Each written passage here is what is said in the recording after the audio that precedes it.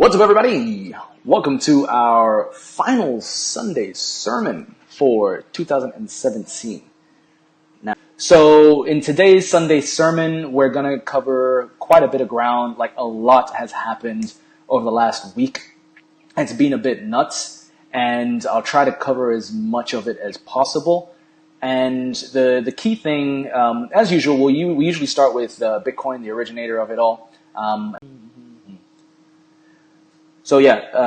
For those two, and then we will go into Ripple because something crazy happened recently with Ripple in terms of the market cap. I'll talk about Cliff High and his latest report called the Soaring 20s. I'll look at ICO returns, both for me personally and also from some of our members. Altcoins of the week that I came across during the week, and then a Q&A session with Jess Anwell, who's one of our members. She had some questions. I was speaking to her earlier today, and I thought it would just make more sense if we combined the Q&A session for the benefit of everybody. All right, so we will get started with Bitcoin and Bitcoin Cash. So I'll just bring up my browser.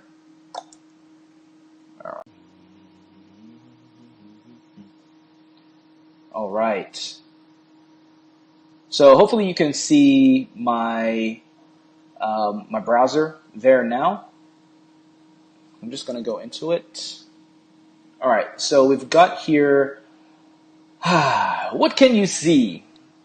All right. If we look at our top 3 to 4 coins, we have Ripple now at number 2, which is just insane. Ripple literally seemingly came out of nowhere, and if you weren't watching properly, but it very quickly took over the number 2 spot, claimed it from Ethereum over the last 24 hours. It is sitting currently at a $80 billion market cap. Bitcoin Cash is at 41 billion, Ethereum at 69. I think yesterday Ripple was at around 94 billion, so it looks like it has gone down. As you can also see, we've got a 19% decrease in Ripple. So what this could say is that, yes, there was a lot of hype pushing the Ripple price up, but it's important to always do your own research. And before I go into Ripple, I'll probably give you a little bit of an update on Bitcoin and Bitcoin Cash. So let's first take a look at Bitcoin. So I'll bring that up.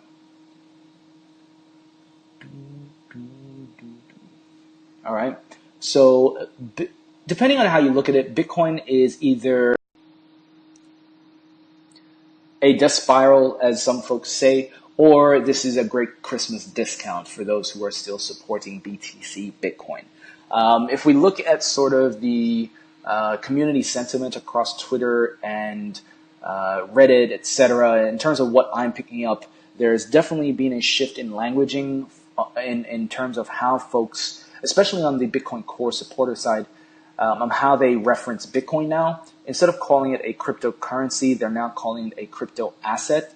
And if you want evidence of that or references, just let me know afterwards, and I'll get those for you. They're actually on my Twitter profile page at Ciocism. But it looks like now, because Bitcoin Core or BTC Bitcoin is at a point where it is no longer useful as a cash system, which is what Satoshi originally intended. It is now being referenced as a Bitcoin asset. And if that's the case, that does make more sense. It just means that, is it still Bitcoin? Is it really Bitcoin now? So that is still, up for debate. But Bitcoin was hit pretty hard over the last week. So if we just bring up a 7-day chart, you can see here we were at around 20,000 US dollars per Bitcoin, and it's gone down to around 13,000 now. Okay, and if we look at the 1 month chart, let's bring that up. Okay, so you can see we were around 10, so in around a month. All right, if you had bought at the beginning of the month, you'd still be up. It would have gone from around 9,480 right, to around 13,000 now, which is still good. So, when you're dealing with the crypto markets, it's very important. And I think one of our members, Ty Robinson, he also said that investing has a lot more to do with your own emotional control and your own discipline around that than anything else. So, as things are falling or crashing, as the media or social media would like to say, also note that if you have bought in at the right time, you're still technically up. And it's not uncommon in the crypto world for the coins to really, go through a huge spike in price and then come crashing down. It's because we're not used to it in the stock markets. It's just different. It's a different sort of paradigm here. And I want to touch on the other paradigm shifting topic that I referenced in the title of today's Sunday sermon. All right. So that's Bitcoin, BTC Bitcoin. And let's have a look at Bitcoin Cash. Okay, so just close that and let's bring up Bitcoin Cash. And mind you, the reason why I kind of start the sermons off with Bitcoin and Bitcoin Cash is because the group is called Bitcoin Will Come, but we still cover all the other coins as well. All right, now Bitcoin Cash is down to about 2,474 US dollars. So technically, I like to see all of this as sort of buying opportunities, and for your more seasoned traders and investors, when everything is going red, it's either you're gonna start selling or you're gonna start buying, right? And most will buy at the right price as it's going down. Okay, so if we have a look at, all right, cool. So you might have noticed that it's been going down along with BTC Bitcoin. Okay, now correlation is not causation. I say this a lot. We are human. We are pattern finding creatures. So we always try to look for patterns and see what correlations or connections there are. I can't say for sure why both of them are coming down at the same time, because there have been other periods where Bitcoin's price has gone down and Bitcoin Cash's price has gone up. I probably think it has to do with Ripple, which we will talk about very shortly as well. And also just this is an opportunity for a lot of people who may be almost annoyed with Bitcoin at this point in time. And that's something that I've also heard on social media from folks about, when people are now trying to actually transfer or use Bitcoin, regardless of whether it's Bitcoin or Bitcoin Cash. I think because most people know Bitcoin, even Bitcoin Cash, because it has Bitcoin in it, is kind of, what's the word? Tainting Bitcoin Cash's efforts as well. So it's going to be very interesting to see linguistically what happens in the new year. But I'm still pretty bullish on Bitcoin Cash based on a lot of things that I'm still seeing, because there's still quite a lot of merchant adoption. Even though the price may be calming down, there are a lot more merchants accepting Bitcoin Cash, as a payment system. So, and I also know there's a lot of partnerships that some of the key companies or teams that are involved in the Bitcoin Cash space have set up, and they don't really activate until January onwards. So it's going to be very, very interesting times, and I'm really looking forward to it. So I personally have, been buying up some Bitcoin Cash. I've also been using Bitcoin Cash to purchase some other things because I like to, keep stimulating the economy. And for those holding BTC, I think a lot of folks are still holding or trying to transfer out as well. And then as they're transferring out, they're realizing that they're getting hit with these fees, and it's starting to get them to question a lot of things as well. All right, now let's go to Ripple. I think Ripple is probably a good one to cover. And that's not the right website, so just give me 1 second.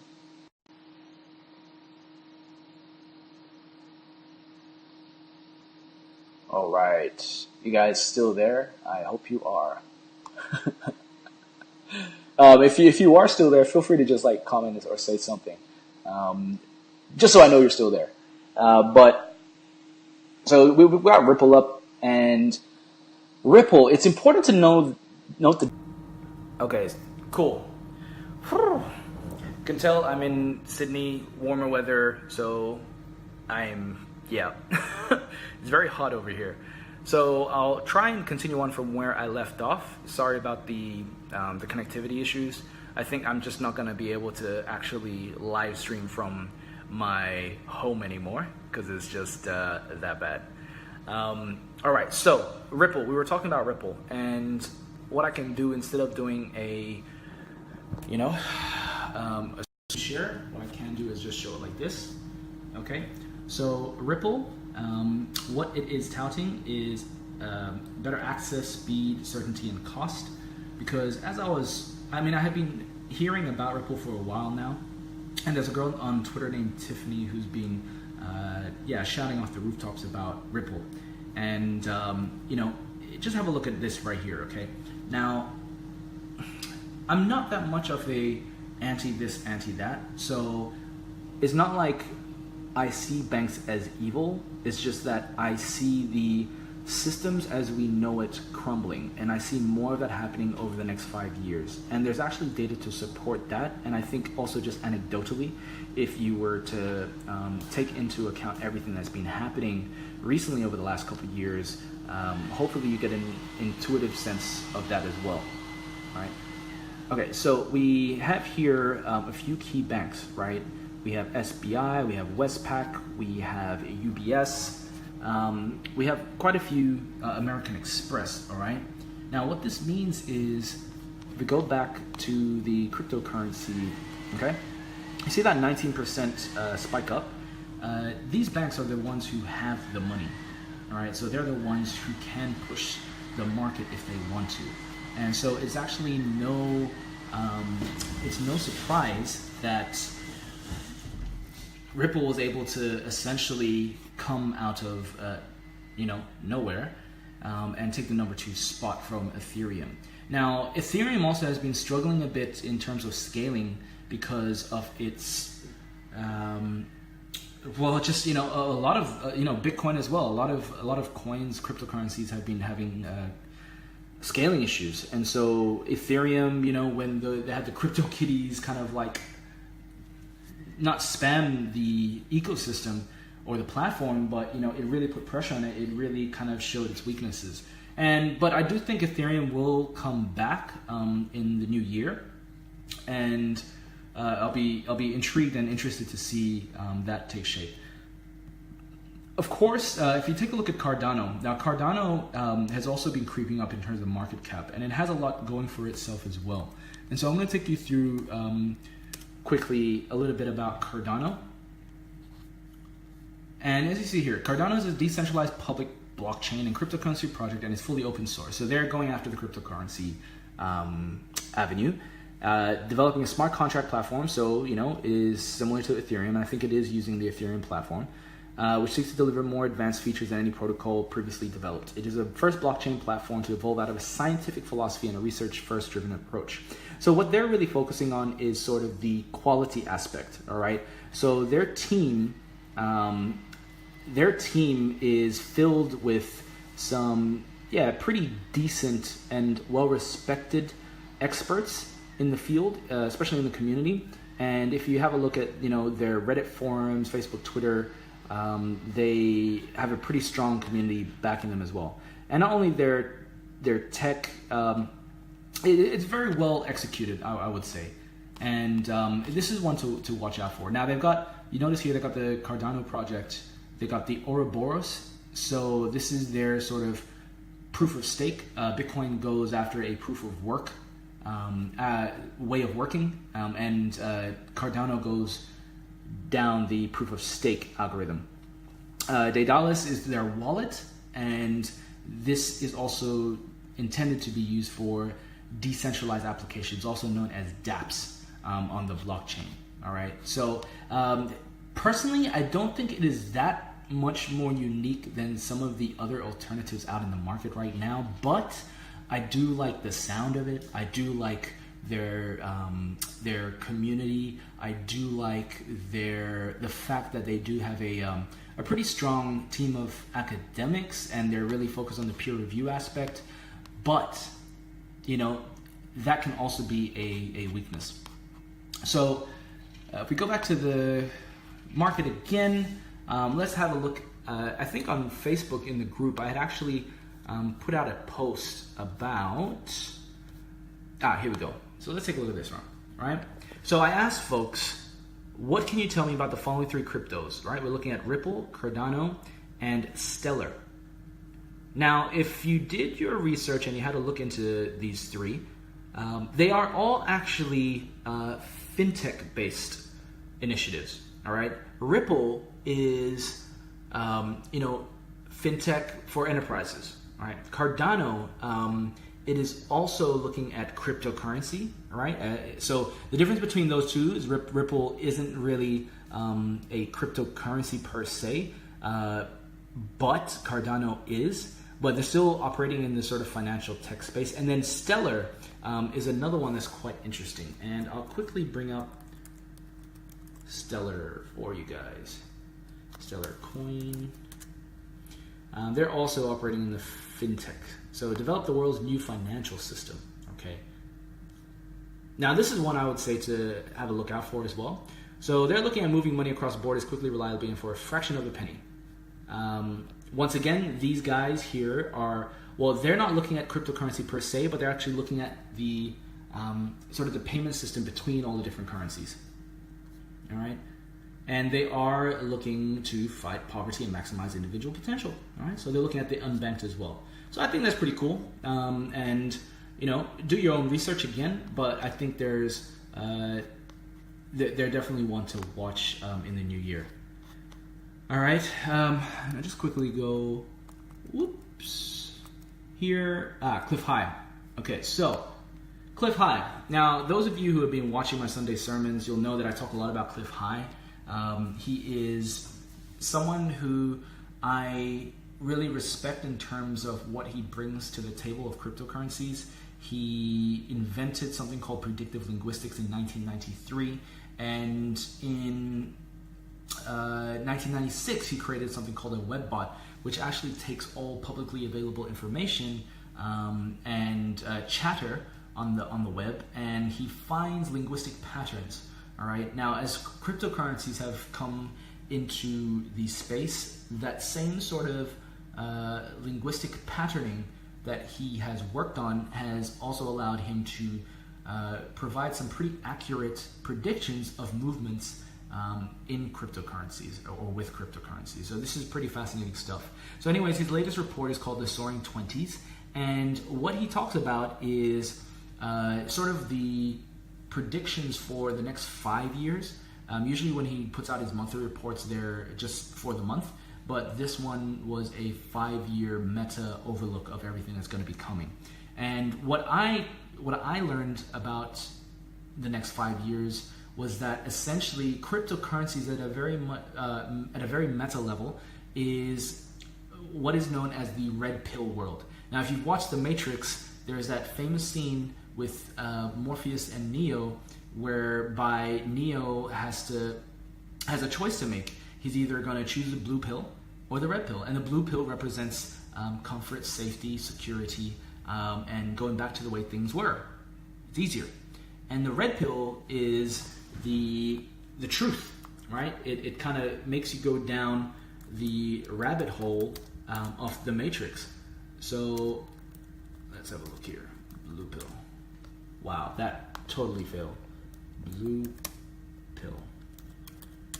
All right, and that is, wow, how interesting, right? It brings up Viagra. Gotta love the internet. All right, so let's go. And it's got Ed pill, but hopefully, there you go. There is Morpheus with the two. All right, so I just thought I'd bring that up. So red pill or blue pill, and cryptocurrencies, according to Cliff High and based on the data sets, is a red pill world, whereby you are going to be looking at as soon as, well, what Cliff High says is that when you most people that are getting into cryptocurrencies are doing so for greed because they're seeing the money rise and they're like, they want to get onto the bandwagon. But what they don't realize is that by entering the cryptocurrency space, they are by default taking the red pill. And by taking the red pill, they start to question so much more than just, how much money am I going to make? And this is what I think is brilliant about cryptocurrencies and the cryptocurrency space, that it's not just about the money anymore. When people start buying up cryptocurrencies, you start questioning so much more. You start questioning, what is money? What is debt? What is lending? What is the role of government, right? What is the role of banks? Do we need banks? Do we need government? And things that people might have just pushed to the side before, well, now because people will have a vested interest with their own money in cryptocurrencies, they're going to start to see a lot more disruption taking place in terms of paradigms. And I think this is the first time in a long time where we've had this sort of monumental shift. And even though cryptocurrency is only affecting, I'd say, less than 3% of the world right now, this is the beginning. This is the awakening period. And 2018 is also another year, according to the Chinese, it's the year of the dog. And it's also apparently the start of a new 7 to 10 or 12 year cycle, ushering new energies and new ways of thinking.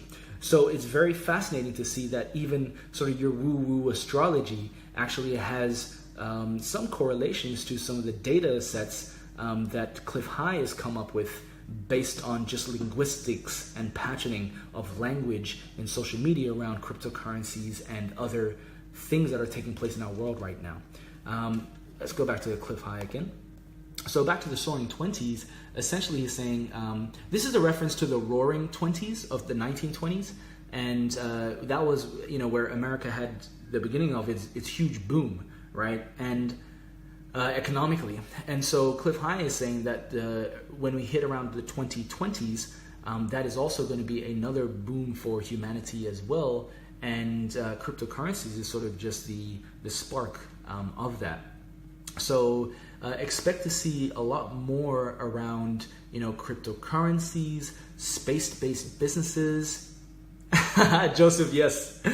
Yeah, right? Who knows? Like that might actually be a thing. I don't even know how to say, is it dog coins or Dodge coins?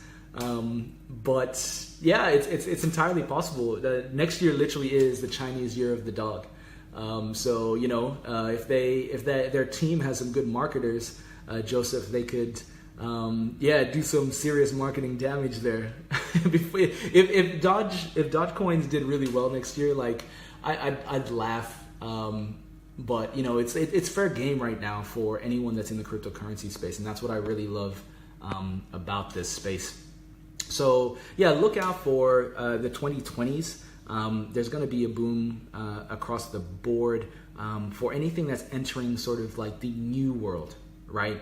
And the new world brings things like, a one world currency, a one world government. And I think, it takes me back to sort of, and let me just, it takes me back to what I've always had this question around governments, right? Government types, before democracy, or even in video games. I used to play this game called, here's the camera. I used to play a game called Civilization.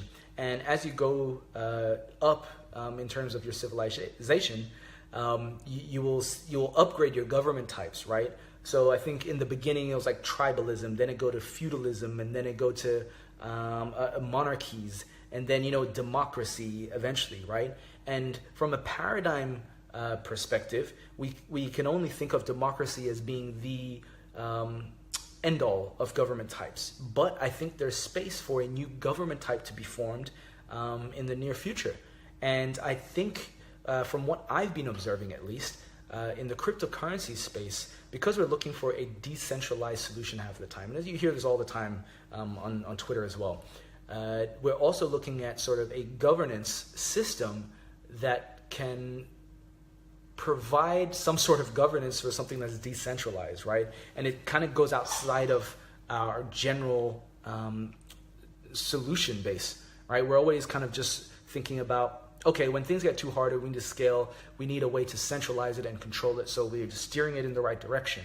Whereas this is what I think is the power of Bitcoin, or at least Satoshi's initial spark, is that the vision was to have a truly global, like a single central global currency that was decentralized, right? And that is why I still support the Satoshi Bitcoin, because I think it's possible, it's doable. And especially when it comes to money, I think that will be a better, or at least the next evolution of money that we need, that'll spark many other things. Because if you take a look at all the other coins, including Ripple, right, there are now issues of centralization.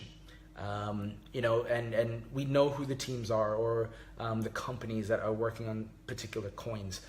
Whereas with Satoshi Nakamoto sort of disappearing, mysteriously from Bitcoin, it has allowed humans to see their own behavior, to see how they operate, and it's almost like a reflection in a mirror.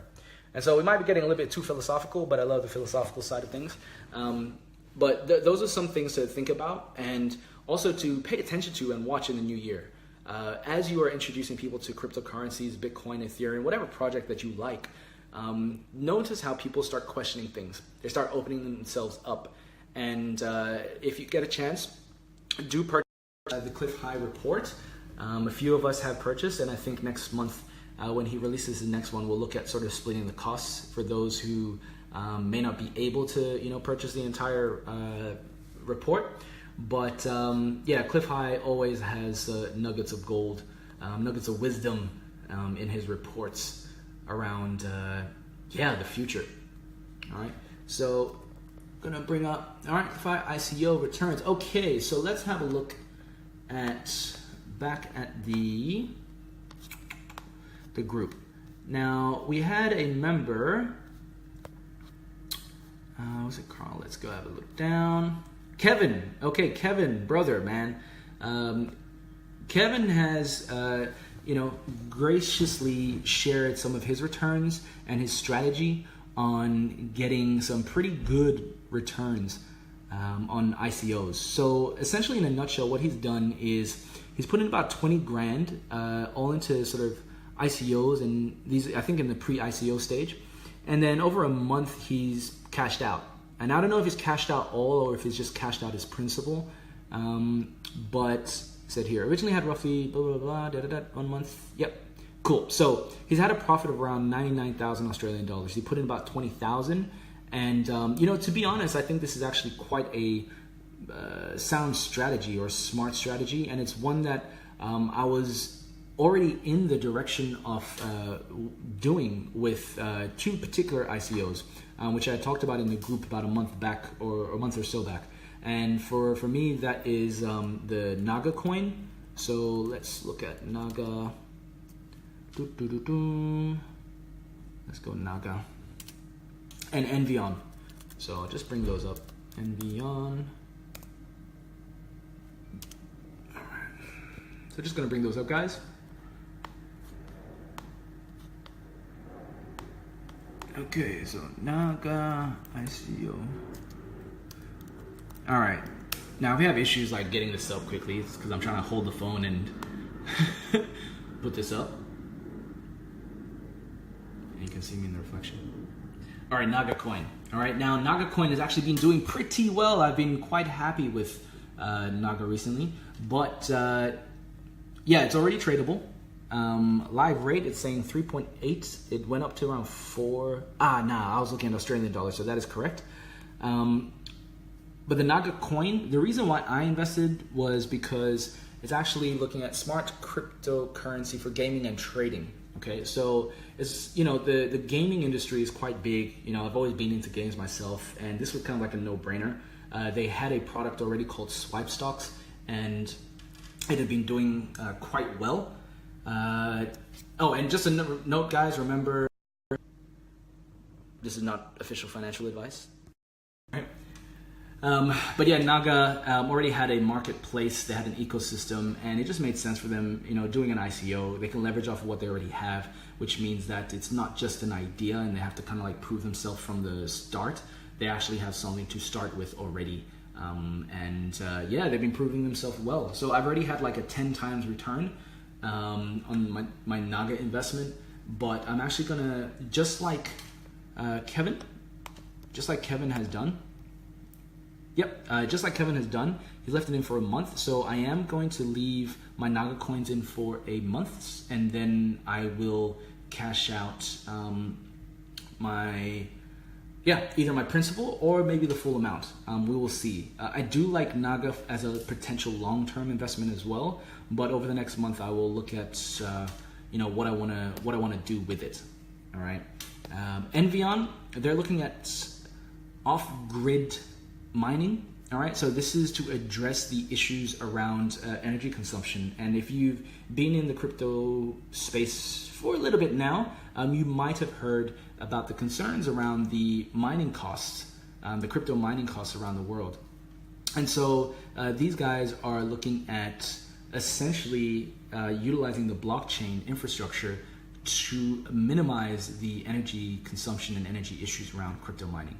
All right. Now, one thing I like about them too is that it's not just a token where the price goes up. They are also going to be issuing out dividends over time, just like you would if you were investing in shares in a company in the ASX or the U.S. Stock Exchange, the New York Stock Exchange, etc. Now, so you can see here, this is projected annual token profit. So for example, let's just say the minimum, right? You put in $1,000 over 5 years. You're looking at a 17,707 profit. All right, and that is based on a return of 161% per year. Now, I didn't expect them to guarantee that, but I think if they raised about 32 million within a weekend, and they said it's looking much more feasible for them to sort of guarantee the 161% per year. All right. Now, of course, the more you put in, the more you get out. So you can see there. All right.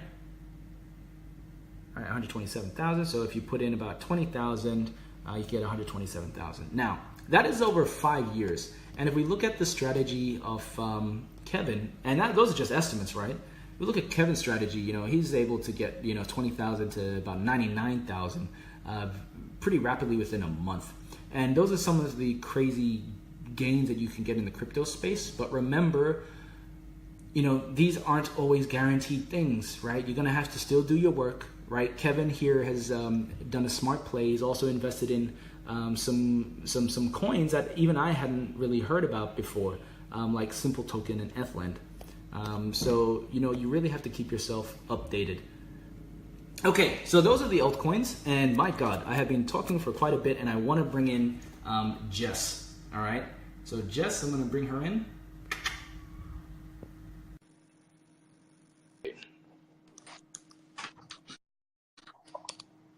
You there, Jess? Hey, I'm here. How's it going? Good. All right, thanks. Sorry for keeping you waiting. That's all right. But I did say that I was a love lot to listening to cover. the content. Yeah, definitely. And before we were talking All right. we were talking a bit about the future of cryptocurrency and the Bitcoin philosophy. I was curious to know why some people might still be skeptical of whether it is the future and why you really think it is.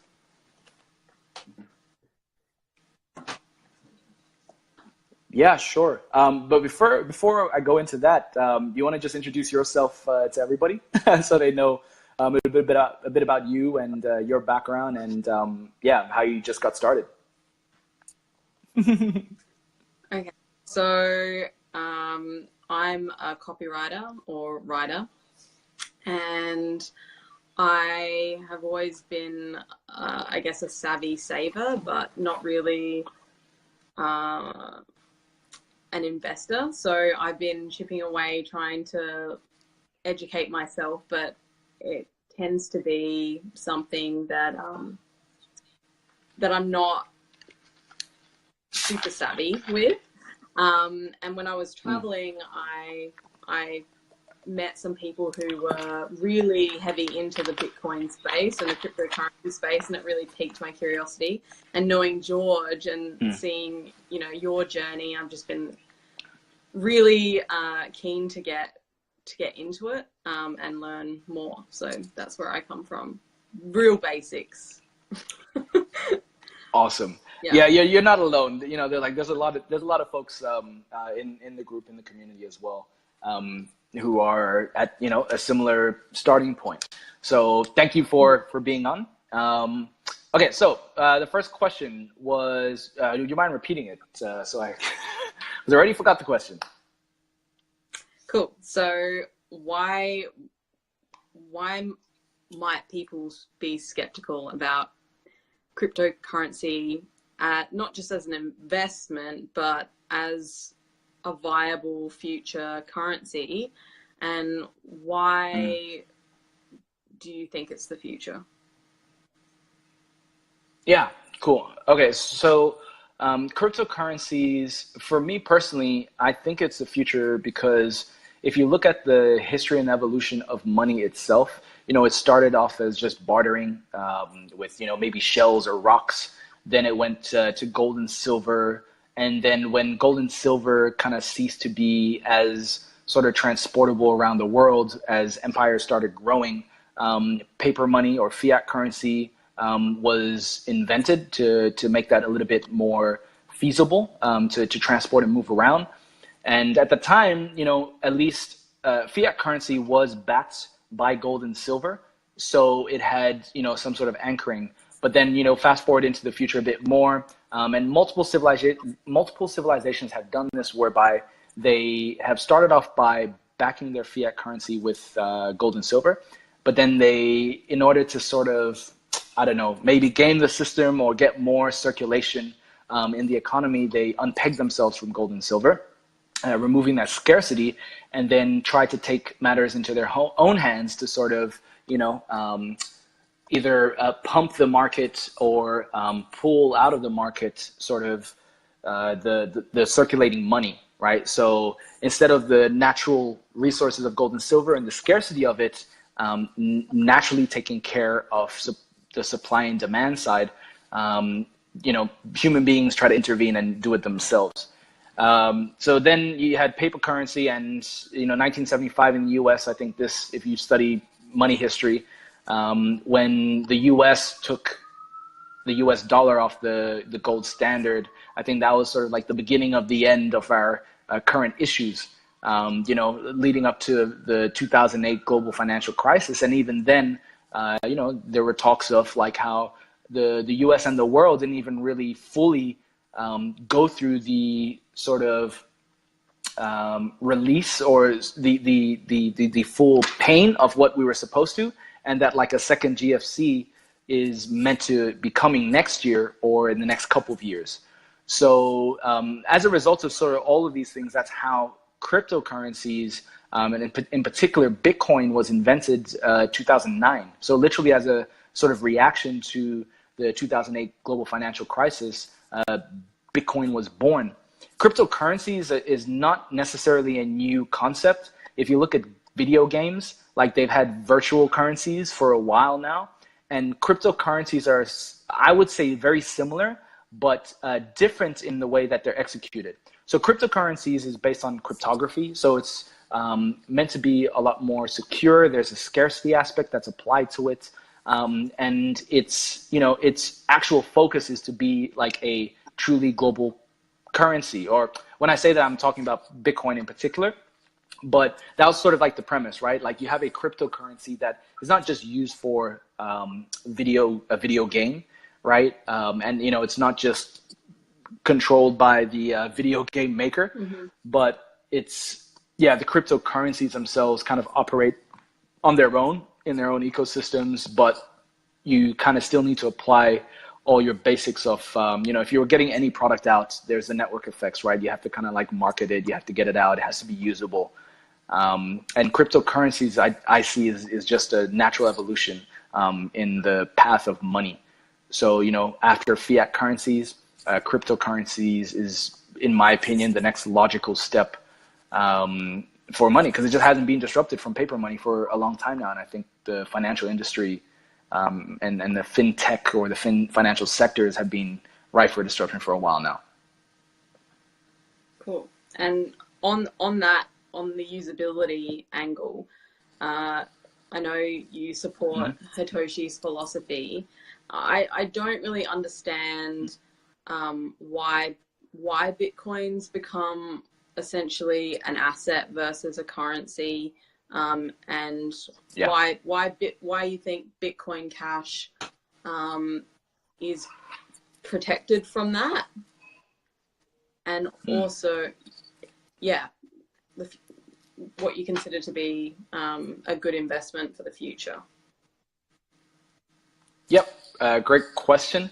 So it's really interesting to see. So Bitcoin could have been a cryptocurrency, and the best one around, but due to some politics, once again looking at human beings in general, at the beginning of this year or so, there was a company called Blockstream who came into the picture and have kind of managed to steer Bitcoin down a path of essentially higher fees and slower confirmation times by limiting the blockchain size, or the block size in the blockchain. So in the blockchain, and we'd have to go into sort of like the technicals of like what the blockchain is, etc. But in a nutshell, it's like they have put an artificial limit on Bitcoin, which is in turn increased the fees to transact or transfer Bitcoin across the network, and has also resulted in slower confirmation time. So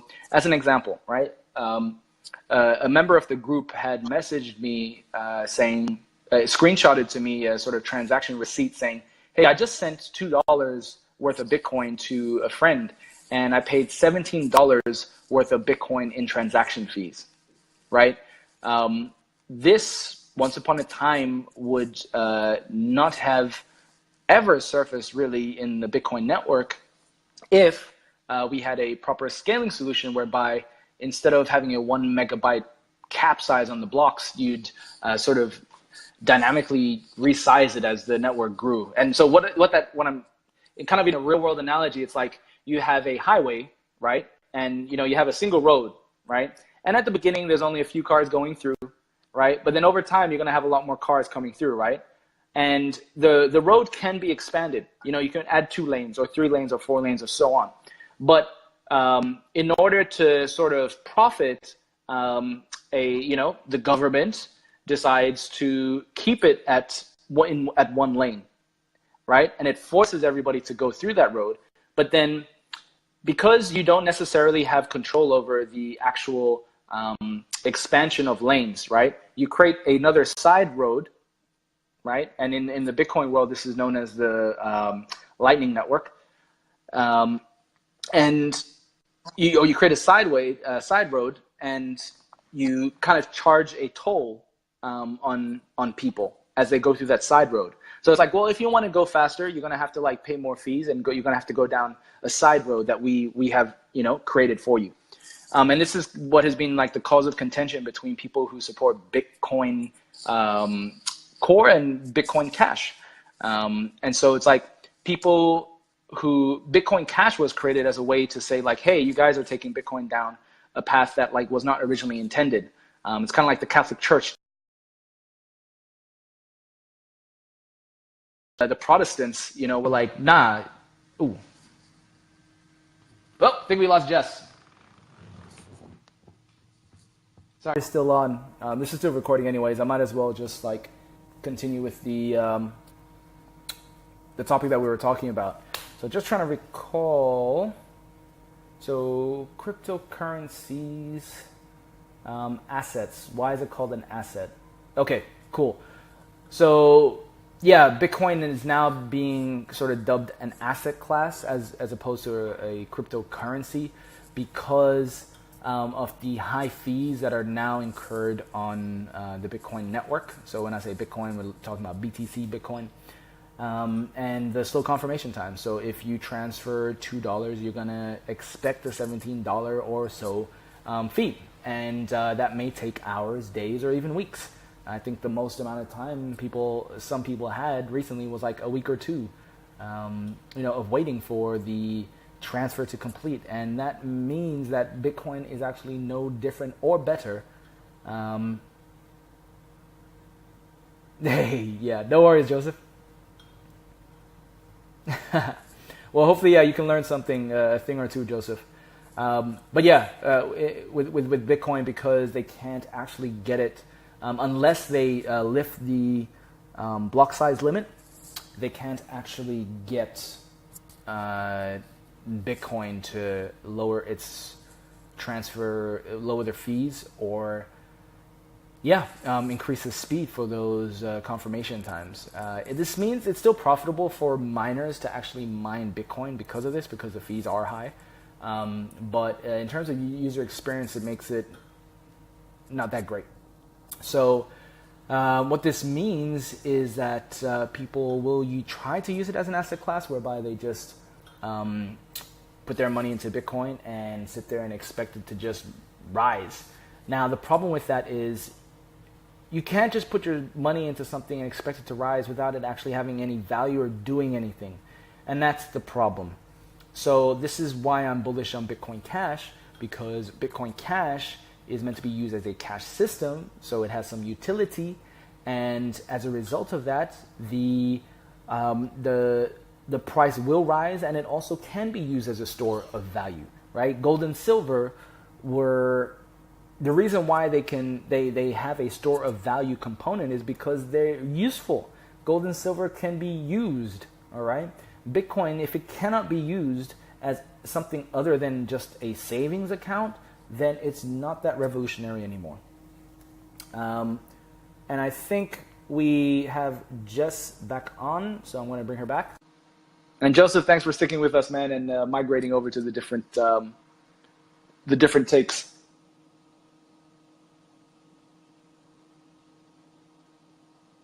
Yep. Adam, good to see you in as well. There you go, Jess. Hey. Sorry about that. Don't know what happened. That's all right. So I just finished up the conversation where we were talking about with the asset classes and BTC over BCH. The reason why I'm bullish on BCH is because it actually has utility and usage. What I was saying is that BTC is no longer useful as a currency. People are just using it as a store of value. So essentially, they're just putting their money in and hoping the price is going to rise. But BTC is leveraging off the fact or the original vision of Satoshi, which was it was meant to be a cryptocurrency. Now, if it's no longer a cryptocurrency, what use does it have? It's as a store of value. It actually makes for a very shitty store of value because you might as well just put it into a like a savings account. And the reason for it, why I say this is because Bitcoin was essentially meant to be a utility, right? Where you were using it as cash. Now it's not being used for anything. And if you try to move your Bitcoin around, you will get hit with fees, especially for micro transactions, micro payments. And it's gotten bad enough that a lot of merchants who have been accepting Bitcoin, they're now saying, well, we won't actually accept any Bitcoin payments less than $50 because the transaction fees are just, it's not making it feasible for the merchants either. Bitcoin Cash, on the other hand, is looking at scaling the original way, which was on-chain, they call it. And so they can increase the block cap from 1 megabyte to 2 megabytes. It's actually sitting at 8 megabytes. Some people in the BTC camp will say, well, there's not that many transactions going through Bitcoin Cash. And if there were more transactions going through at the volume that BTC is at, it would have the same problems. But what they don't realize is that we've got some pretty good clued on folks on the Bitcoin Cash side as well, working on projects. And particular tech and technical upgrades that will be exclusive to Bitcoin Cash as well. So when I say exclusive, it means like patented stuff. So I think this is because the lessons learned with open source, the downside is that, yeah, with open source, anybody can take it in any direction they want, really, which is what happened to BTC. And this is kind of now, version 2.0 Bitcoin Cash is looking at protecting itself from what has happened to BTC. So I'm bullish on Bitcoin Cash. And when I say Bitcoin BCH, I'm referring to Bitcoin Cash due to these factors. It also shares the same Bitcoin Genesis chain. So in August, people who own Bitcoin also got the same amount of Bitcoin Cash. And yeah, those are reasons why I'm bullish on Bitcoin Cash. Now, there are other coins that purport to being faster or as fast as Bitcoin Cash when it comes to transaction fees, and faster confirmation times, but they're also not the same Bitcoin blockchain. And why is that important? Why that is important is going back to what we were talking about in terms of this whole centralization issue. The thing that made Bitcoin revolutionary was that, well, one, there was this mysterious programmer, Satoshi Nakamoto.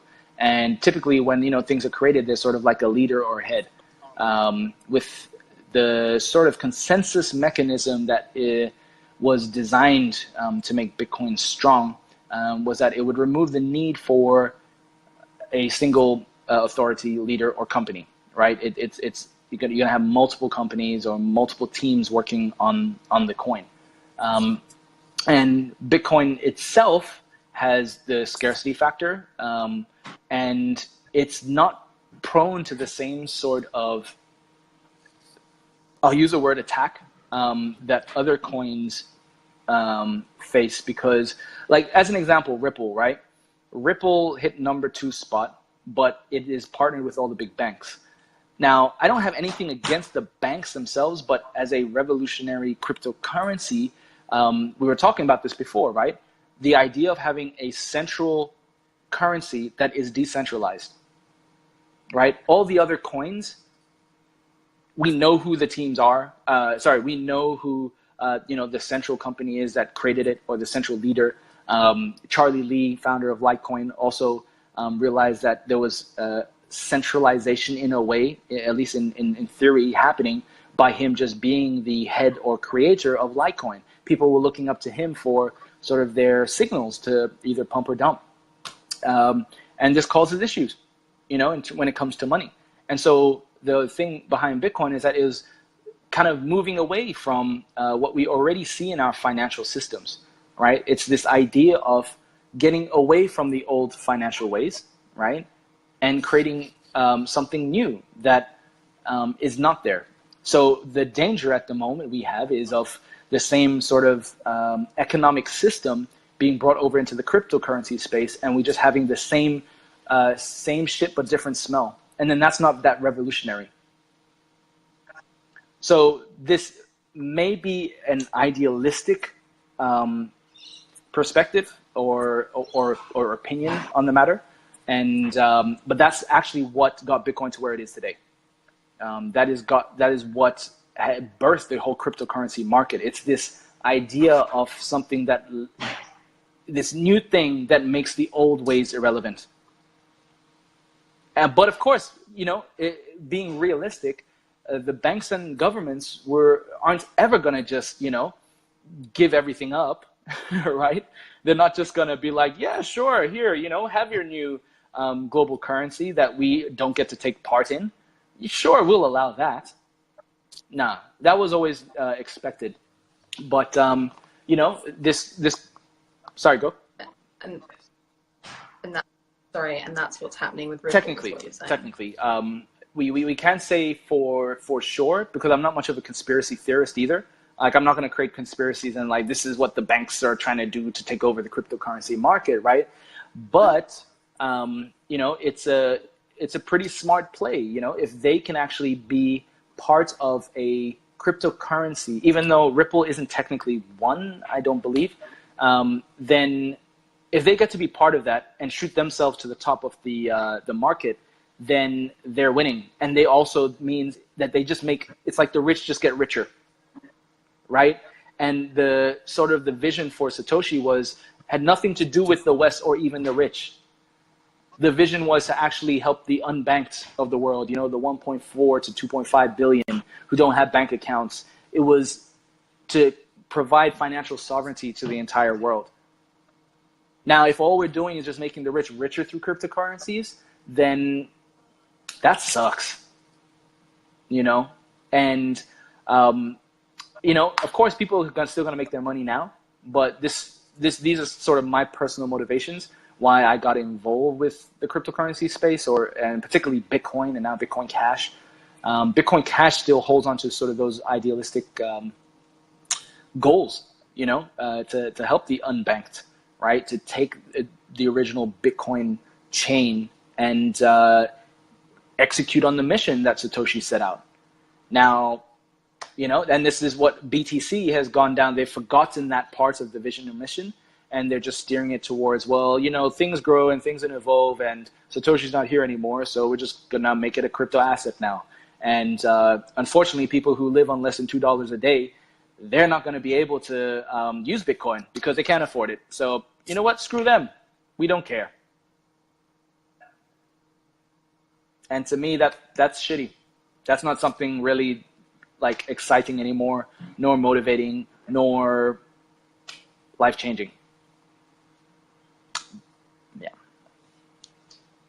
And that goes on what you were saying about behavior.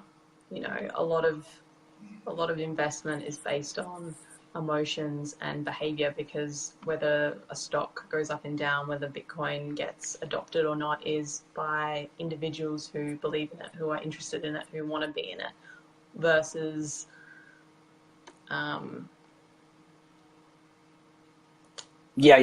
I do. And this is why I believe success follows vision, right? And as an example, kind of like a modern example of this is Apple.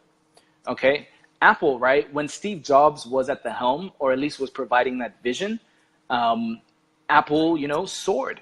They had their sort of stumbling blocks, and also, there was a time where the board got rid of Steve Jobs too, right? Because, right, there's disruptive, right? Clash of egos and people wanting to stabilize the business model, and that's perfectly natural and perfectly normal.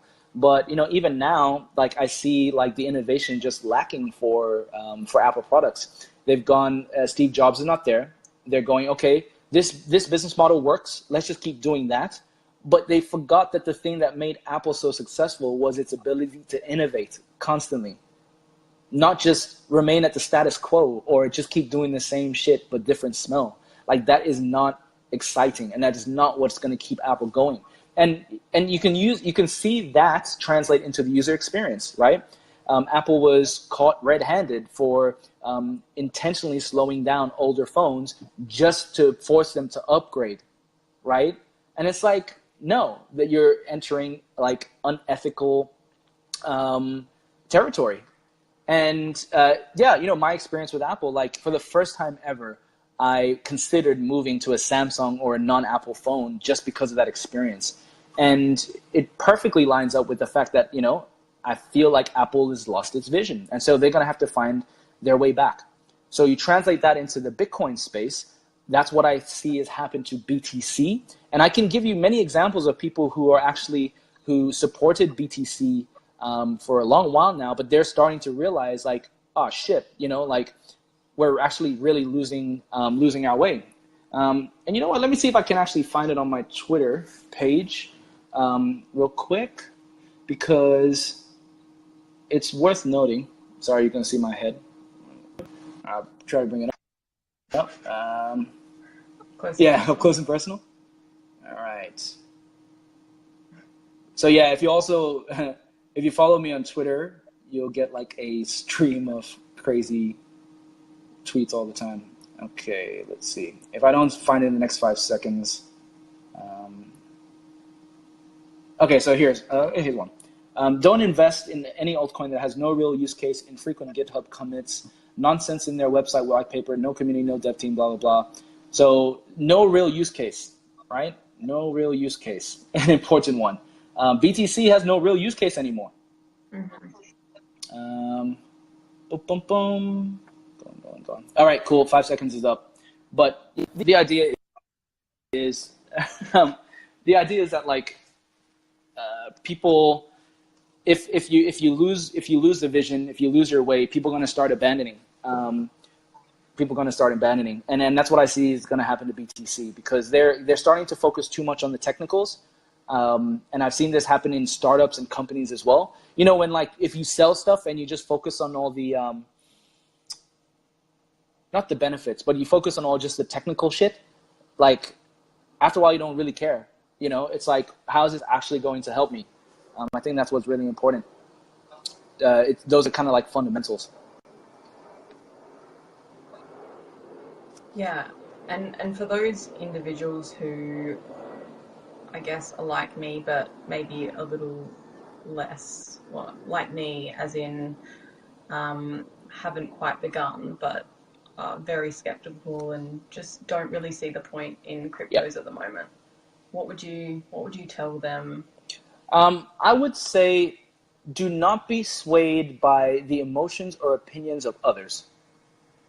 Right? Like, if you are not ready to get involved with something, like, this is why we always say, like, we tell everybody, do your own research, right?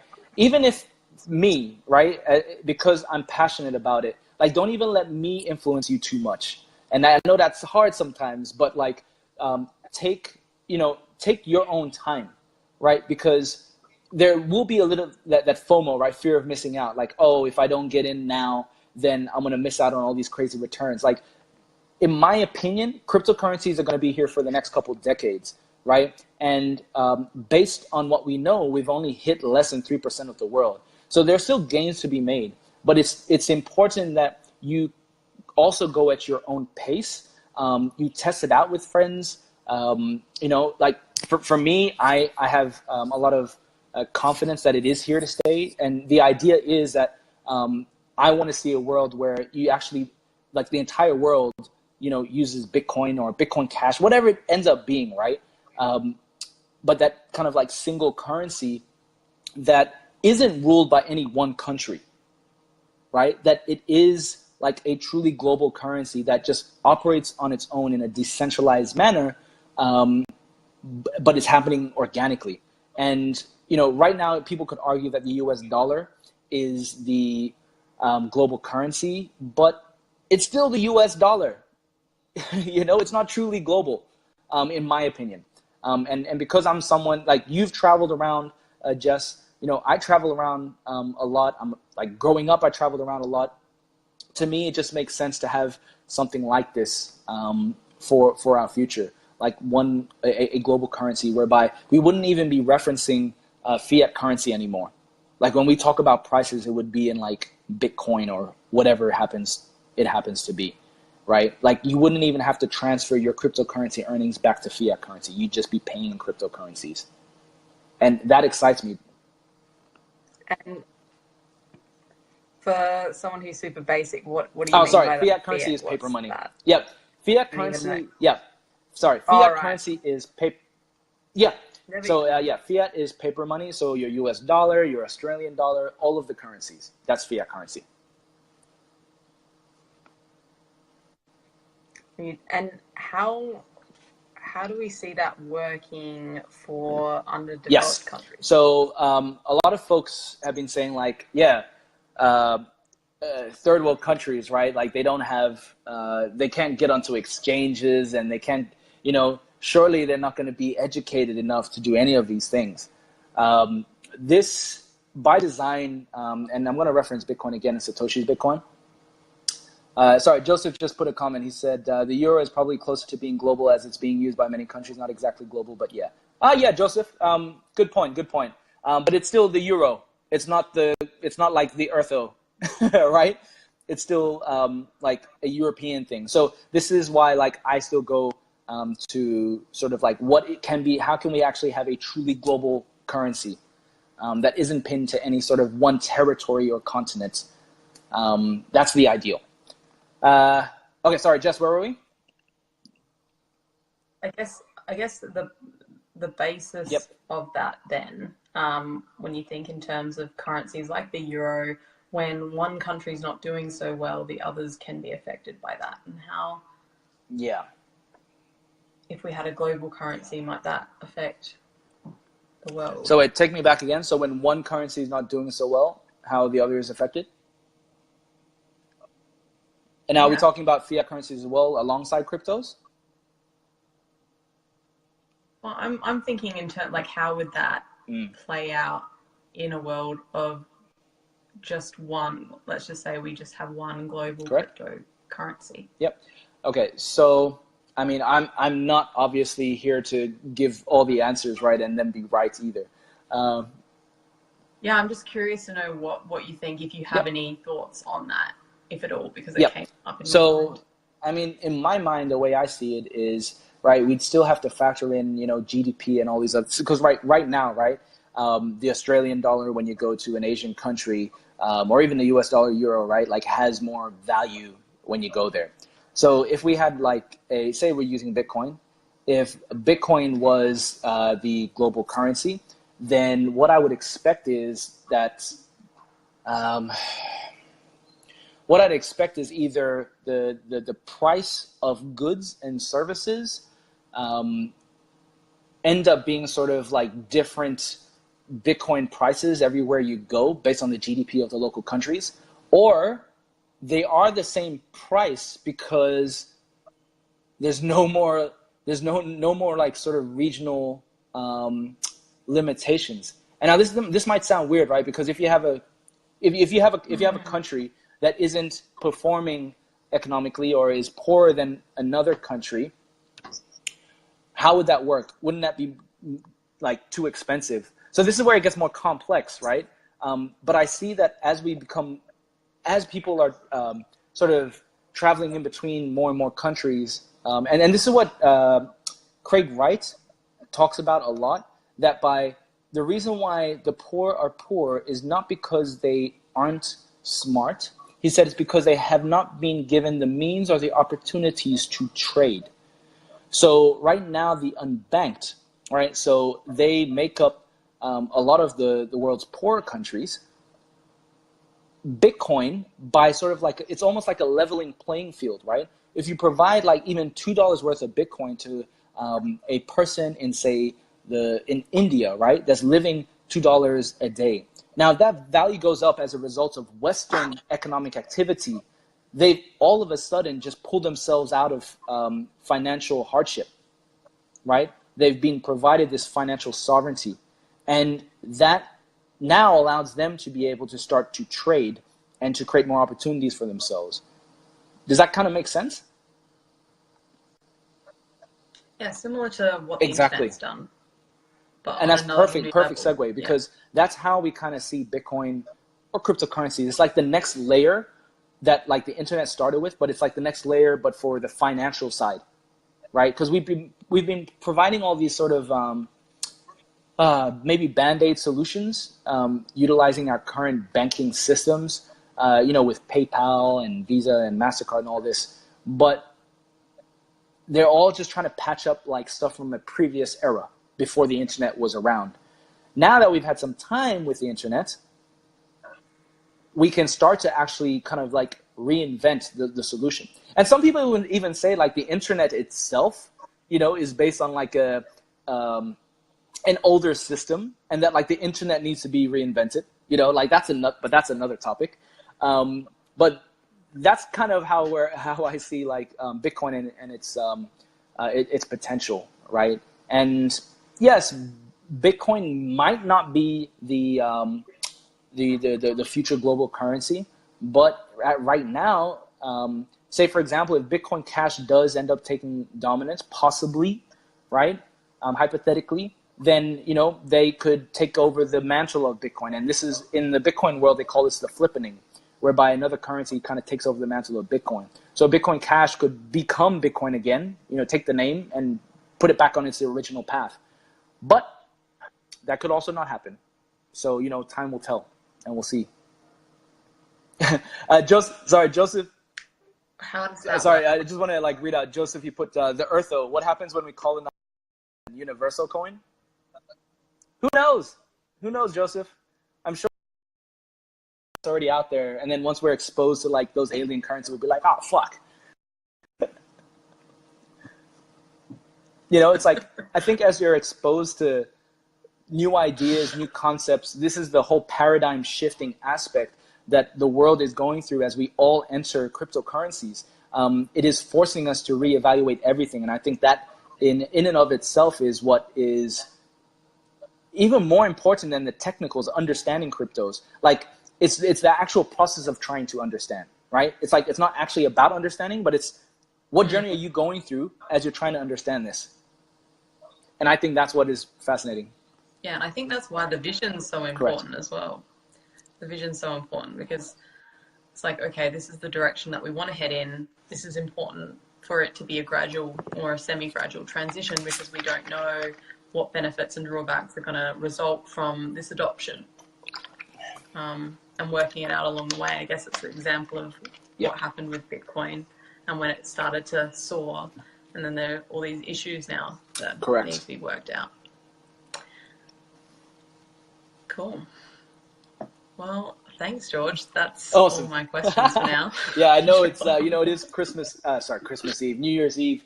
And yeah, we've done some good time here.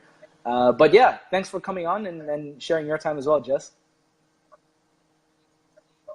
No worries. Likewise. And yeah, have a good New Year's Eve tonight. And to everybody else, to everybody else as well. Bye. Thanks for watching, guys. Enjoy your New Year's Eve. I'll put a recap or a recording of this video up on YouTube, and I'll put it back in the group. And I'll also share some of the coins and links from what we talked about today. All right? Thanks for joining, guys, and see you in the new year. Awesome. Bye. Guys.